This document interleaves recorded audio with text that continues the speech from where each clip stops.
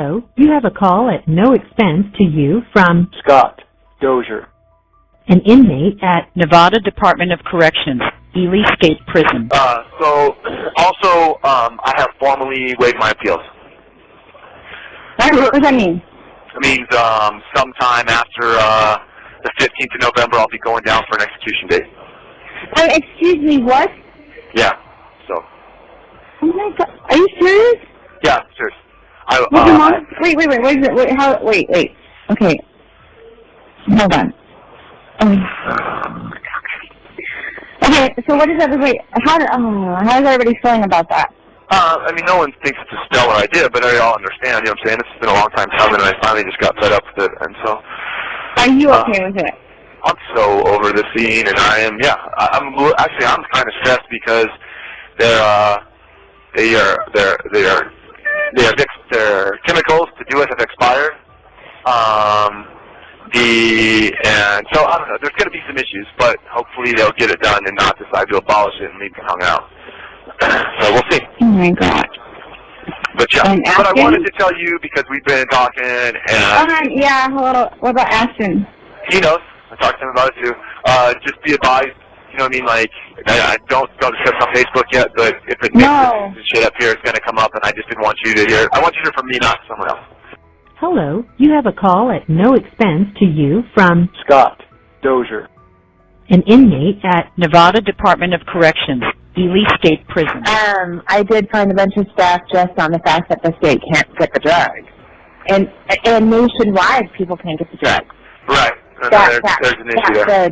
But the drug companies are taking a stance. They're like, no, our drugs are life-saving drugs, and they're not used to that. There's still compounding pharmacies that are available, and it's hard to say what's really happening with that, because a person that's a little bit has some insider info about Pfizer was like, look, they'll still sell them to compounding pharmacies, and they're not going to say anything about what compounding pharmacies do with them. And there are compounding pharmacies in Nevada, but, you know what I mean, so.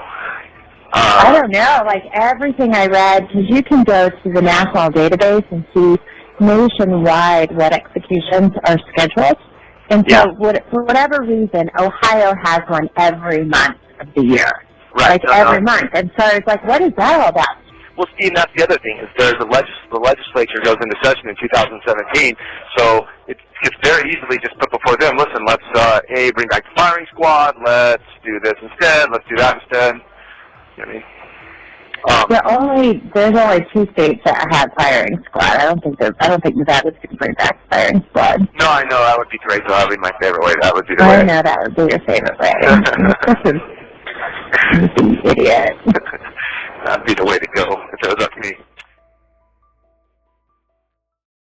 We have also just learned that the state cannot use that drug, midazolam, in the Scott Dozier execution that was supposed to take place tonight at 8 o'clock. Now, there's been a hearing this morning, and they finally did make a decision. The judge says the state cannot use it, so apparently the execution is off. Leslie Marin has been in this hearing all morning long, and she is sending out many updates, and we hope to have her live.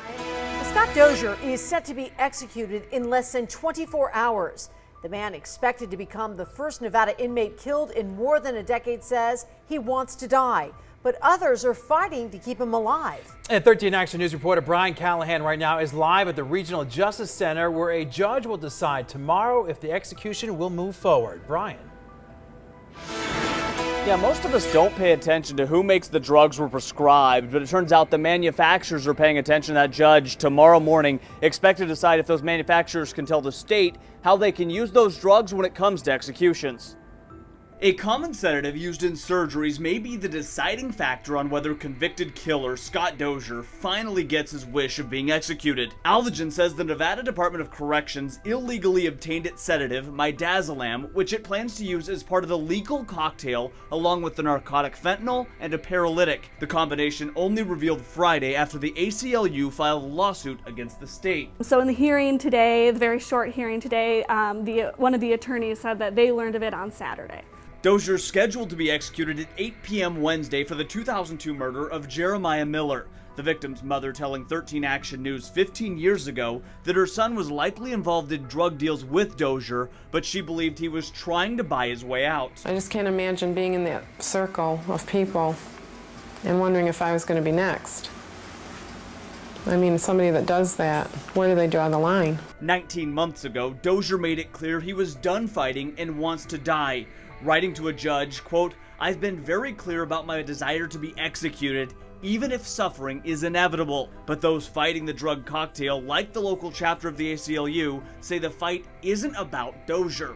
It affects not only Mr. Dozier, but the over 80 other people who are on death row. And so this is why we fight for transparency in Nevada. A spokesperson for the Department of Corrections said they're not commenting on the current lawsuit, but said that execution is still scheduled for tomorrow night. Of course, all of that could change after the hearing here tomorrow morning. Reporting live, Brian Callahan, 13 Action News. The big story tonight in northern Nevada, a death row inmate, Scott Dozier, found dead from an apparent suicide in his jail cell. It's a confusing case that has dragged on for more than a decade. Just last year, Nevada prison officials told us Scott Dozier had gone to great lengths to try to kill himself while awaiting execution. But we're learning tonight he was not on suicide watch. It was supposed to be the first execution in the state of Nevada in over a decade, but those plans were cut short today. Scott Dozier hung himself in his Ely State Prison cell. The Nevada Department of Corrections tells 13 Action News he was found tonight hanging from a bedsheet tied to an air vent.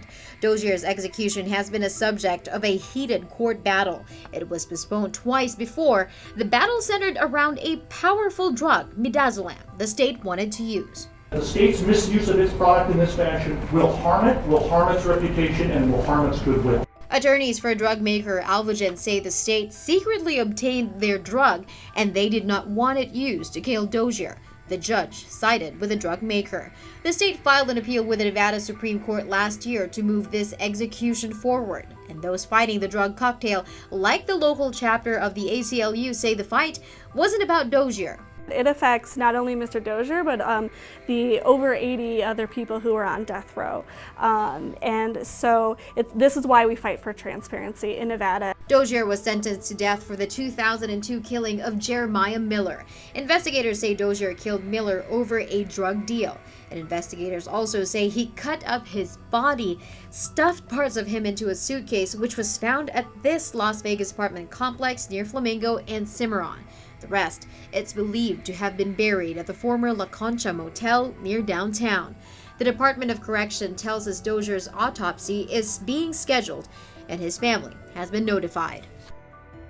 This case has been in the center of a big legal battle over those lethal drugs. We have a deeper look at this story on our website. Just head over to ktnv.com. A Nevada death row inmate who had been awaiting his execution for over a decade has taken matters into his own hands. Scott Dozier was found dead this afternoon in an apparent suicide.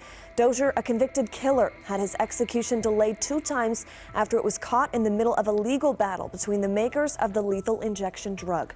Darlene Melendez explains what was holding back that execution, leaving Dozier's life caught in the middle. Darlene. Well, Sasha, just last month, our 8 News Now I-team reported that the Department of Corrections placed 2-time convicted killer Scott Dozier on suicide watch. It's unclear how long he was placed on watch, but Dozier had been very clear himself. He would rather die than spend the rest of his life in prison. Today, he was found alone in his cell in an apparent hanging. Dozier had given up his fight in court and insisted the state carry out his 2007 death sentence for separate killings of methamphetamine drug trade associates in 2002 in Phoenix and here in Las Vegas. But the Department of Corrections hadn't been able to carry out Dozier's death sentence. The execution was planned and stopped twice. Drug companies fought to stop the use of their drugs as part of his lethal injection. And before that, Dozier's attorneys argued about the never-before-used drug combination, as well as the lack of transparency from the state about the process. Dozier was in the process of suing the Nevada Department of Corrections, the acting warden of Ely State Prison, and other employees. In Dozier's lawsuit, he said his rights were violated when he was placed on suicide watch in isolation for 24 hours a day, no clothes except boxers and no bedding, and he was unable to communicate with his attorneys. He also argued that the DOC was just causing more damage and that he wasn't suicidal. Prior court records did show that Dozier's sister had sent him information on a specific way to commit suicide, and there had been an attempt by Dozier to have potent drugs smuggled into the prison by mail. And meanwhile, the Nevada Supreme Court was in the process of deciding if the Department of Corrections could move forward with Dozier's execution. Dozier would have been the first Nevada inmate put to death since 2006. Sasha. Hey, what's going on, you guys? Welcome back. Another episode of Greenlit Gang TV. I really appreciate you guys checking out the channel. Thank you so much for, again, all the comments, the likes, the subscribers. It means everything. Hope you guys had a good Father's Day. Shout out to all the dads out there. Came across a story that I'm really looking forward to covering. One that I kind of forgot about, right? I watched a bunch of stuff on it a few years ago. And when I was doing research today, it popped up pretty early on, and it didn't take a lot. I knew right away. I was like, yep, this is what I want to do. We're going to be going to Nevada, and we're going to be covering the case, the very interesting case of Scott Raymond Dozier. He was an inmate on Nevada's death row who basically had not fought his execution. He had dropped his appeals, and he said, I want to die. I'm ready to die, right? I don't want to serve life, and I don't want to sit in here anymore. This is miserable. This isn't a life worth living, and I'm ready. And his legal team and other people in the legal community were basically fighting to keep him alive because the drugs that were being used in lethal injection, people were saying, well, they're inhumane, they're not okay to use. One of them contained like fentanyl, which we all know what fentanyl is, right? A very strong narcotic that people are overdosing on every single day, every single minute in this country. And there was another drug company whose drug was used in the lethal injection cocktail that goes into the person being executed. And they then decided to pull their drug and said, nope, you can't use it. So Scott would go into court and he would say, hey, I want to die. I'm not appealing. Please, let's set a date and let's get this over with. And sometimes they'd say, okay, we're going to do that. We're going to allow this to go through. And for whatever reason, it would always get stopped. It would always get held up. So we're going to be talking about that. And just, anytime you talk about the death penalty, it's always interesting. I'm one of those, I do agree with the death penalty. I can say that again. I try, like I said, to not go too much into my opinion or sit here on a soapbox and preach, but I'll just keep it at, I believe there are cases that come up in our country or in the media, and we go, that's why we have the death penalty right there, right? And I don't even think Scott Dozier is one of those, to be honest. I mean, when we get into it, you'll see, and I'm not saying that the victims don't have a right to be heard and what happened to them isn't sad. But what I'm saying is I think the death penalty needs to be used in extreme cases or against people who can't defend themselves, women, children of that.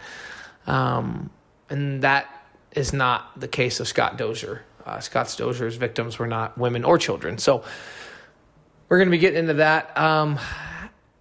Scott Dozier came from a pretty damn good family. He was born in 1970 in Great Falls, Montana, to Larry and Martha Dozier.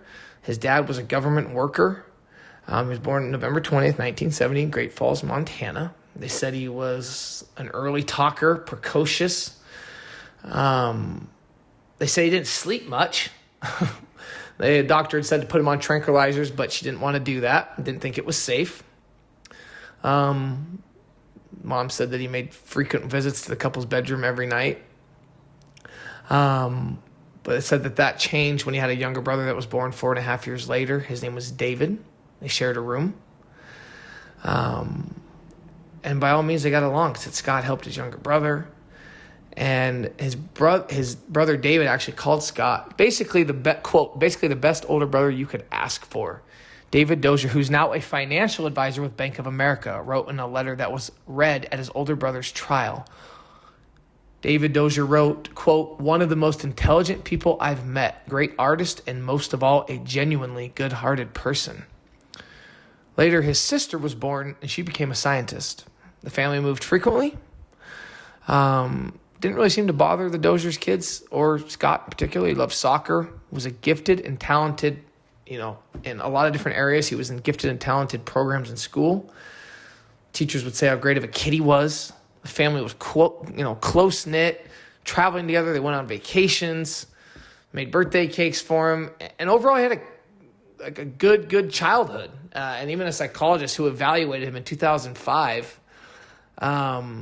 said he had quite a good childhood and family life. Quote, "This is unusual. This is not often seen."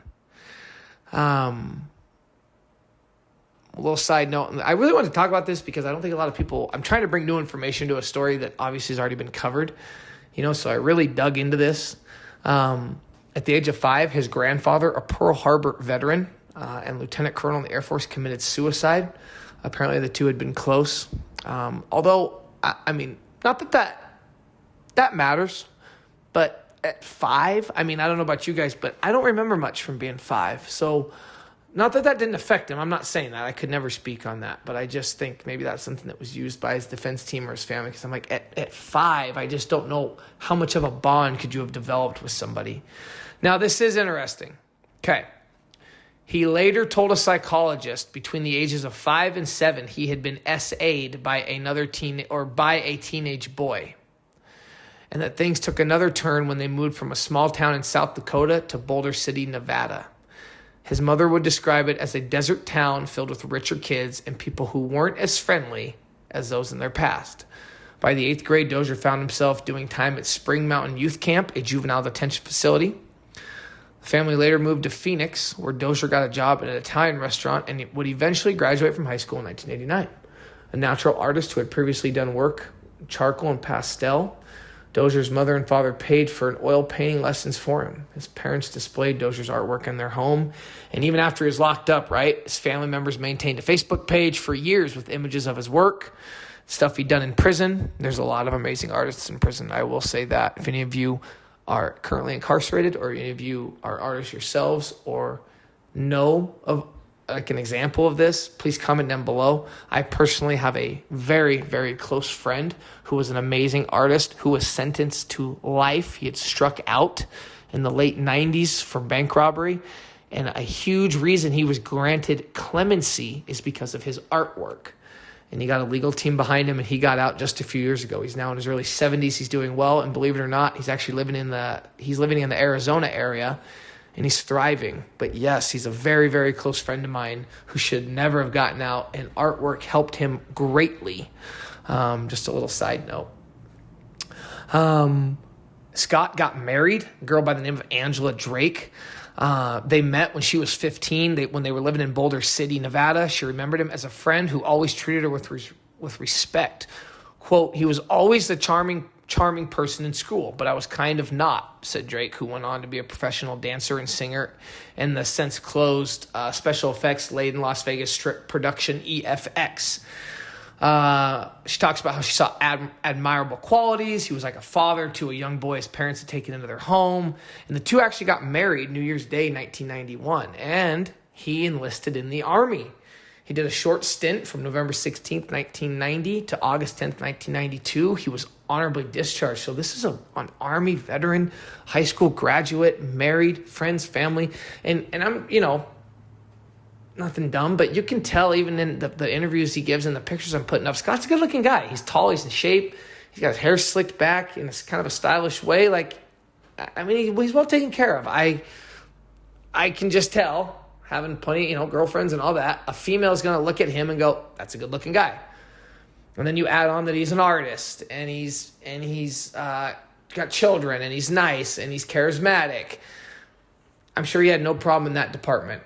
And believe it or not, I guarantee you, after all this news coverage of him and the media coverage of him, I bet you he was, all kinds of letters were coming in from females. And if you know what I'm talking about, you know what I'm talking about. Please comment down below if you've ever had something like that too. Females do. They love the bad boy. They do. He got trained as an EMT while she was pregnant, so he could help her out just in case he had to respond to something. And they gave birth to a baby boy named Ashton in 1993. The couple did get divorced. But even then, his wife said that it was because of her mom and that she had a really, really strict Catholic upbringing, and my mom didn't like boys, let alone someone like Scott who just really loved me. And his wife did get remarried. She had 3 daughters. She moved to Hawaii with Scott's son, Ashton. But Dozier remained involved in the lives. So it's like, as I'm reading through this, it's like, okay, what am I missing? He drew homemade birthday cards for his son and her new girls every year. And get this. Scott's ex-wife, who remarried, her partner even helped, her new husband helped fund Dozier's appeal of his legal cases in Arizona. It's crazy. His son actually at 14 at the time of all this going on testified in his Nevada trial. He had cases in Nevada and Arizona, and we'll get to those in a minute. That he loved his dad, and they used to work on cars together. It was a pastime that Scott did with his own dad. And Scott even sent like a funny birthday card to his ex-mother-in-law who didn't like him. And it said, happy 29th birthday, it said it was signed Scotty. But now we're going to get into kind of the beginning of Scott's downfall. Dozier's path veered into drugs as he became a teenager. It led him to an arrest in Boulder City in 1989, the year he graduated from high school. And quote, his dad said, he's been a good son to me when he was not involved with drugs, end quote. But if avoiding drugs was the goal, Las Vegas in the mid to late 90s wasn't the place to be. It was a hotbed for meth labs, and it was before Congress passed legislation making it harder to get over-the-counter cold medicines that are precursors. Basically, those are the main ingredients to make drugs, right, to make meth. In 1995, Dozier was arrested in North Vegas with Valium, meth, and Rohypnol, better known as the date rape drug. In 1998, a home he lived in on Cinderella Lane in Las Vegas exploded under mysterious circumstances, gravely injuring a young woman named Casey Kimball. She lost her right arm below the elbow and right leg below the knee and later sued Southwest Gas. She still asserts the incident was not a meth lab explosion. So, really quick, right? You go on, while you're on your phone, or if you're watching this on a computer, tablet, whatever, open up another tab, Google meth lab explosion, and you will pull up 1,000 images of this exact example. Me reading this, I don't believe the girl, what she said. That is 100% a meth lab explosion. If they're involved in meth, if Scott's making meth, trafficking meth, which it would later come out he was, that's what caused this. So I have no problem giving that. And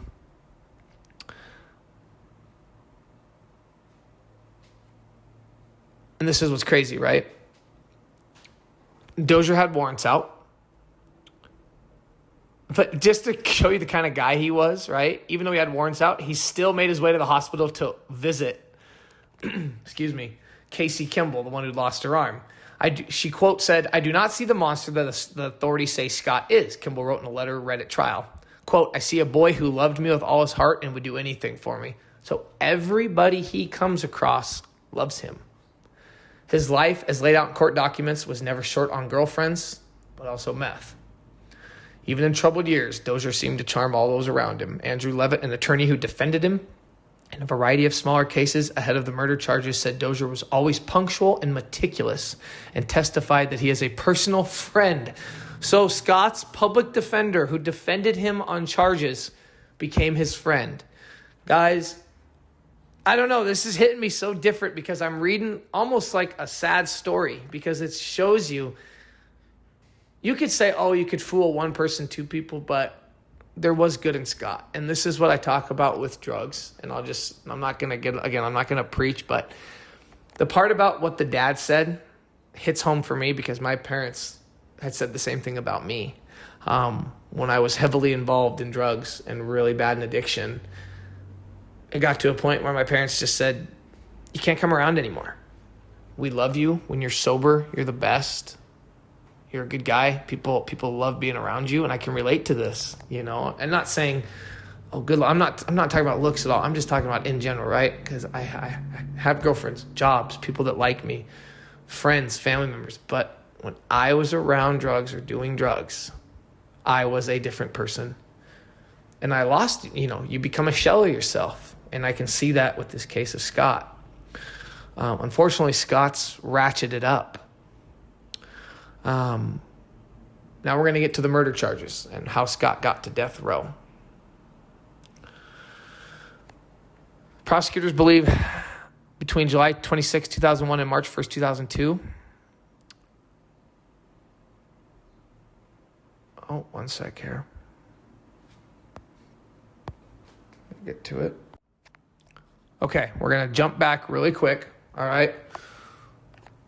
A little bit more of Dozier's upbringing. Now we're going to talk about the murders in just one sec, so bear with me here. Dozier, while he's living this life, an associate said he'd commented. Dozier had said, "I like living outside the law." Growing up in estates that he now wants to die in, Dozier was the son of a landscaper. When not in the Army, helped out at a charity that built homes for the disadvantaged. I'm just reading all about this stuff. Married her and had dreams. As his drug business grew, Dozier's life started spiraling out of control, and he soon graduated from living outside the law to murder. In April 2002, a maintenance worker noticed a very foul smell coming from a dumpster at an apartment complex a few kilometers from the Las Vegas Strip. Inside was a black suitcase crawling with flies and maggots. The worker opened it up, finding a stinking mass of human hair, flesh, and a blood-soaked towel. Authorities were later able to match tattoos on the shoulders of the dismembered corpse to those of 22-year-old Jeremiah Miller, who had been reported missing a week earlier. Now, basically what happened was, and this is what authorities say happened, Scott Dozier had offered to help Jeremiah Miller obtain ingredients to make meth in exchange for about $12,000. But when the young man turned up, Dozier shot him and stole the cash, and then proceeded to decapitate and dismember the rest of the body. The jury, basically at Scott's trial, was told the body was mutilated and the head had been removed and it was never found. Following his arrest on June 25th, 2002, so in April of 2002, the maintenance worker finds Jeremiah Miller's body. He gets arrested June 25th, 2002. Well, then they connect Scott Dozier, to another crime, the murder of Jason Griffin Green, whose remains had been found in a plastic container in the desert north of Phoenix a year earlier. So remember how I said Nevada and Arizona. So the Nevada murder is Jeremiah Miller. The Arizona murder is Jason Griffin Green. And I apologize for the pause back there, guys. I'm trying to read all these notes and everything I wrote down. I'm trying to kind of do this chronologically. So, like I said, Jeremiah Miller, Nevada. First one that gets discovered, Jason Griffin Green, Arizona. Okay? That was in Phoenix. In 2005, Dozier was sentenced to life imprisonment for killing Mr. Green. He was then extradited to Nevada to stand trial for the murder of Mr. Jeremiah Miller. He was convicted there and sentenced to death on October 3rd, 2007. So, that's where the death sentence comes in. He gets life, he gets life in Arizona for the murder of Jason Griffin Green in 2005. And this just kind of, again, we've talked about this in other videos, the wheels of justice turn slow, right? Well, that's true. That is so true, because he's arrested first for the Jeremiah Miller case, but that takes 2 years longer and I believe part of that is because of the death penalty part. Anytime the penalty phase goes into the death penalty, it's going to take longer. And that kind of reads into, I think, why Scott, by the end of this, was just ready to die. I think Scott is a guy who's smart. I don't, they talk about, and I'm not saying anything, but they talk a lot about people on death row have come from not giving them an excuse, but it says a lot of these guys come from very bad backgrounds. Sometimes their IQs are a little bit lower. I'm trying to word this correctly without offending anybody. But what I read, the reason I wanted to read to you about Scott's early life and about all the people that loved him, what blew me away is when his attorney says he became friends with him. Scott's an artist. Scott's been married. Scott's had kids. He's well-rounded. So him being in a box, it's worse than death. I guarantee you that plays a part in him wanting to die. Whereas I believe somebody that comes from maybe a horrific childhood or somebody that's been homeless or lived on the streets their whole life, that's never experienced maybe the love of a woman or been married or had kids and who's just been in and out of the system their whole life. Jail and prison's bad, but that person's maybe experienced worse. So they're okay. 3 meals. They're going to fight their case. Well, I don't want to die. I'm just going to keep appealing for the next 20 years. Well, someone like Scott's, man, he's lived a full life. He knows what it's like out there. And he's going, no way. This is not, I've lived a good life. This is not a life worth living. And I think that matters. I do. I think that plays a part. A little bit more details into the murders here. So April 18th, 2002, Jeremiah Miller met Scott Dozier at La Concha. It was a motel on the Las Vegas Strip. Like I said, Dozier had promised to help Miller buy, and the ingredient that they were going to buy was called ephedrine, and that's the key ingredient in the cold medicine, right? So back in the day before they really started monitoring this and clamping down on how much of this you could buy over the counter, you would see people going in and buying all this Sudafed medication, right? Filling up carts of it, and that's the main ingredient to produce methamphetamine. Well, Miller brought $12,000 cash, and Dozier killed him. And then, like I said, cut his head off, dismembered the body, and stuffed it into a black suitcase and got rid of it. The head was never found, neither were the arms. It's just crazy. It was revealed during the investigation that Dozier went on a spending spree after he had allegedly shot and stolen Jeremiah Miller's $12,000, and he told his friends that he'd won the cash at a casino. And he killed Jason Griffin Green July 27th, 2001. They were found in the desert north of Phoenix. Allegedly, Scott Dozier shot Green at a trailer in Carefree, Arizona, because Green threatened to expose Scott Dozier's methamphetamine operation. That'll get you killed. When I read that, I'm like, okay, that probably wasn't smart to do. Doug Powell, a former drug associate of Scott Dozier, notified police of Green's murder and confessed that he and another man had helped Dozier dispose of Green's remains. During his trial, Dozier argued that he had not killed Green, but found his dead body when he returned to the trailer. According to Dozier, he decided not to inform the police about Green's death as it would expose his methamphetamine production, which is plausible. This part, the Jeremiah Miller, I'm like, damn, that's kind of the first part of this whole story of Scott Dozier that I go, okay, dude, that's really bad. That's really wrong. What you did was not right. And I get it. When you're in the game, when you're caught up, hey, man, things happen. People get robbed. People get shot. People get killed all the time. The level of brutality, though, in this is something else. The guy brought you cash. The guy wasn't ratting on you. The guy wasn't trying to do anything. And then you just went and blew the money. I'm like, okay, that's pretty cold-hearted. In this case with Jason Griffin Green, who, again, I'm not saying he deserved to die, but I'm going, okay, dude, well, you told him that you were going to tell on him and expose his operation. That can't end well. So anyway, he says, nope, I didn't kill Green. I found his body and I didn't want to tell the police because I didn't want my operation to be exposed.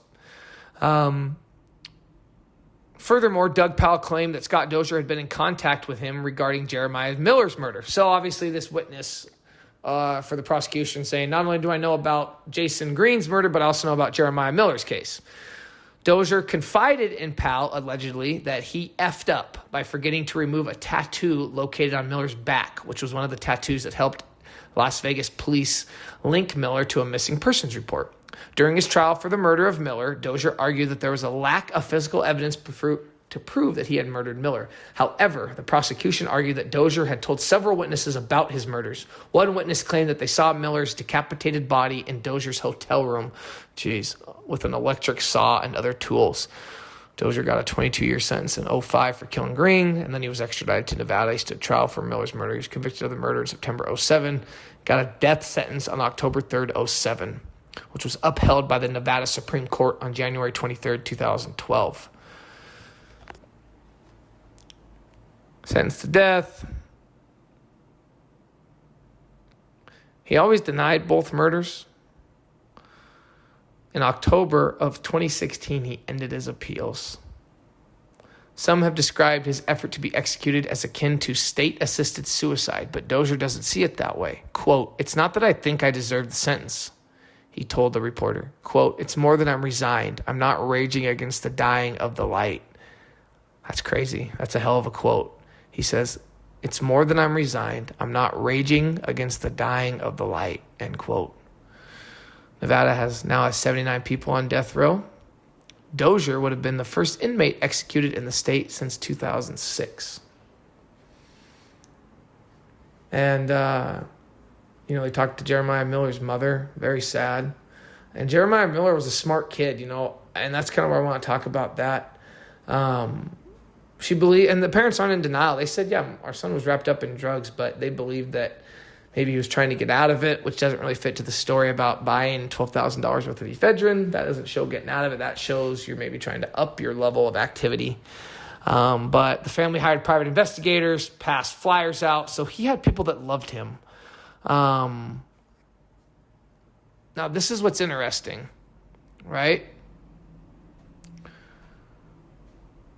Authorities were really trying to find the rest of remains for Jeremiah Miller's family. They're a very tight-knit, close family. Jeremiah Miller's dad testified that on the evening he learned his son died, a man who identified himself as Scott was on the line. He called, right? The evening he died, he told me that I hope you find your son because I have a son, and I don't know what I would do if anything happened to my son. He ended his testimony with a description to jurors about life for the family since the murder. Even though you move forward, I ask myself, why did my son have to die? Why did he have to be dismembered? Why did he have to be murdered? And I ask myself every day, where's the rest of my boy? End quote. It's crazy. It's hard. And even Jason Griffin Green, R.I.P. There was just a little more info on Jeremiah Miller's family and what they went through. A little bit on the psychological evaluation. I always think this is interesting for people that have committed murder, especially multiple murders. And I really wanted to read this on Scott Dozier because just that other part of him where it says he has family and friends and he had a wife and kids and a good life and a good family life. And it's like, it's just crazy, man, how things change. Psychological evaluation. The psychologist who assessed Scott Dozier during his convictions concluded that he had traits of antisocial personality disorder and displayed narcissistic tendencies such as arrogance, superficial charm, manipulativeness, and a grandiose sense of self-worth. They used a quote that he said, "If they're going to kill me, get to it." Dozier's case exposes Nevada's death penalty as a costly exercise in futility, said Scott Coffey, a deputy public defender in Las Vegas who was lobbied for years to get rid of the death penalty. He's kind of poking fun at it. He goes, even when someone is begging to be executed, we don't really have the means to carry it out, Scott Coffey said. And some people, like the psychologist, think Dozier was using it for attention. They said he was using it for attention. They said that Dozier saw an opportunity to be the first execution in a dozen years in the state's new death chamber, and all these firsts could add to the myth, said Vince Gonzalez, a Dallas-based sentencing expert who studied Scott Dozier. Really interesting, man. This is really interesting stuff. I was excited to bring this video to you guys. The plan and the problem. Nevada's 3 drug execution plans. So now we're going to put a bow on this video with talking about what went wrong and why they couldn't kill him. That's crazy to say. The plan and the problem. Nevada's 3 drug execution plan would follow the Alvogen sedative with fentanyl. And yes, that fentanyl. The potent synthetic opioid that's fueling overdose deaths nationwide. And a muscle paralytic called cisatracurium. Neither has been used in an execution, and critics have raised concerns Dozier could be conscious, unable to move, and suffocating. And Scott said, well, I don't care if it's painful, just get it over with. But human rights things are going to come out of the woodwork. Dozier, October 31st, 2016, so Halloween, he voluntarily waived his appeals, wrote a letter to the judge asking her to expedite his execution. And from there, it's just a fight and a mess. They kept pushing back his execution. One of the judges signed Dozier's death warrant permitting his execution to take place in the week of October 16th, 2017. Then there was a hearing October 17th, 2017, and his execution was pushed back to the week of November 13th, with the DOC scheduling the execution for 8 p.m. on November 14th. Well, on November 9th, the same judge who granted it stayed Dozier's execution at the request of his lawyers, so the state's proposed lethal injection plan could be appealed Because remember, it's a new lethal injection plan. And this goes back to what the psychologists were talking about, where Scott, he loves the attention. He loves the people coming in. He loves this new firsts. And it's like, man. And then we go to June 2018, right? The same judge, Togliotti, signed a new death warrant for Dozier, permitting the execution to take place Monday, July 9th, 2018. So he's always, this is what's crazy to me, okay? This is what's crazy to me. He's always within a month or two, right? You're talking 30 days where you can see it on a counter, you can count it down, and then it's just boom, right? So it gets tentatively scheduled for July 11th, 2018 at 8 p.m. Then, Clark County District Court Judge Elizabeth Gonzalez halts the execution on Wednesday morning, hours before it was scheduled to proceed, in response to a challenge by New Jersey-based pharmaceutical firm Alvogen. I put the pictures up of that firm, that it is not, and this is what I talked about, it does not want its product to be used in executions. It's like Pfizer and Sandoz also objected to the use of the drugs, and Pfizer's got fentanyl, and Sandoz has that cisatricurium. Don't make me say that again. It's just crazy. The last person to be executed was a guy by the name of Daryl Mack. He was a convicted murderer. He was executed on April 26, 2006 at Nevada State Prison. Well, after all this ups and downs, Scott Dozier died of an apparent suicide. On January 5th, 2019, Dozier was found dead in his death row cell at the Ely State Prison, Ely, Nevada, by prison officials, having hanged himself from a bedsheet attached to an air vent in the cell. He was pronounced dead. He was 48 years old at the time of his death. So there you guys have it. Please comment down below on your thoughts of the death penalty. Please comment down below on your thoughts of Scott wanting to die but not being granted the ability to. Comment down below on why you think things went wrong. Would love to hear from you guys. So anyway, thank you so much. Love making these videos. This one was really cool to make. Until next time, see ya.